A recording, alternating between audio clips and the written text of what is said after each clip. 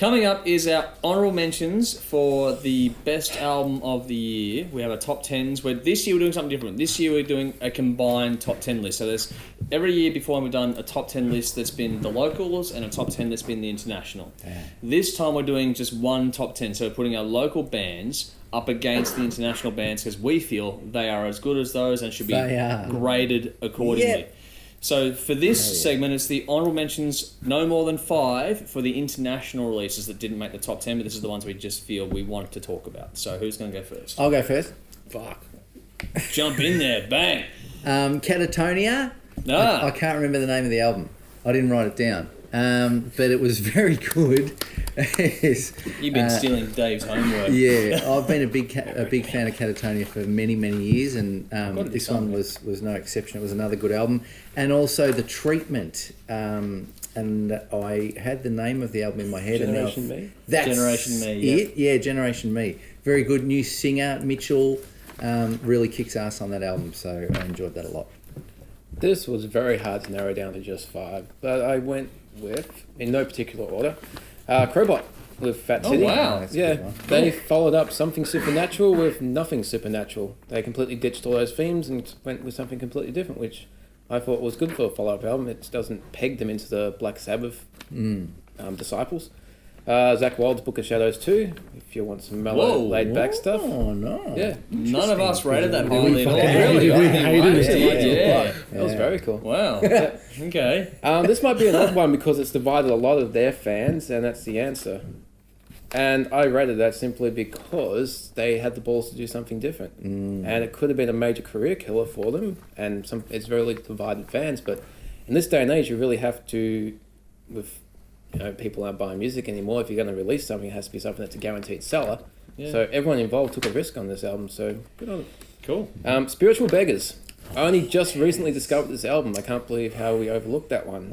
And thank you, YouTube, for that one. Yeah. But fuck, that is a good album. That is great. And lastly, Anthrax with For All Kings. Cool. There's still life in the Fresh Giants. Catatonia's album was The Fall of Hearts. Fall of Hearts, of course. There you go. Yes. My honourable mentions were, for a band that hasn't released something in 29 years, Steve Grimmett's Grim Reaper Walking in the Shadows was really fucking good. He recently had his leg amputated. That sucks. Yeah, that's a bit shit, that is. So, speedy recovery. Yeah, so that just missed out on my top 10.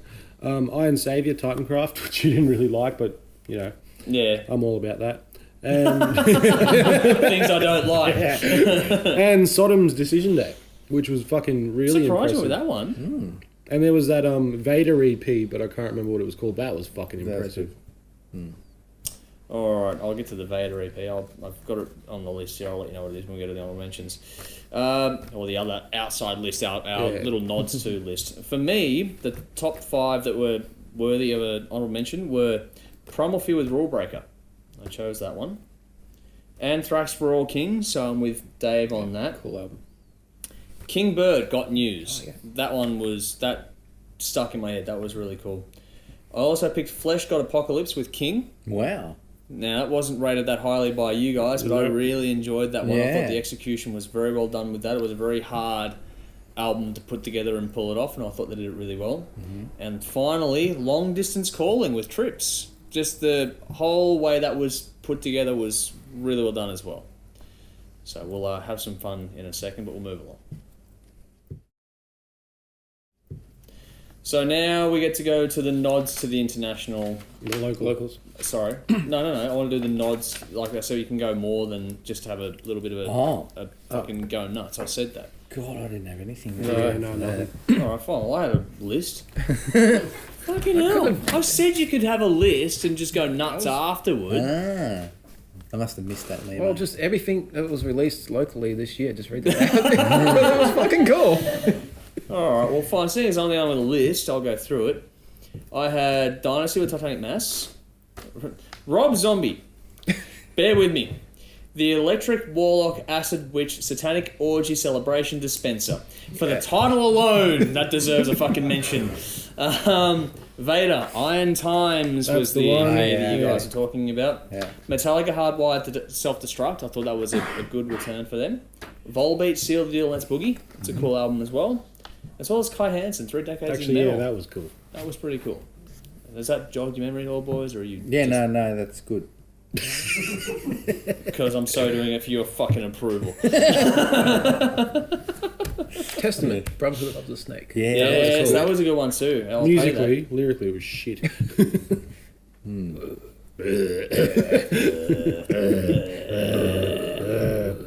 What else you got? That's my list done. That's So I think we'll go on to the honorable mentions for local releases next. Woohoo. All right. Dave.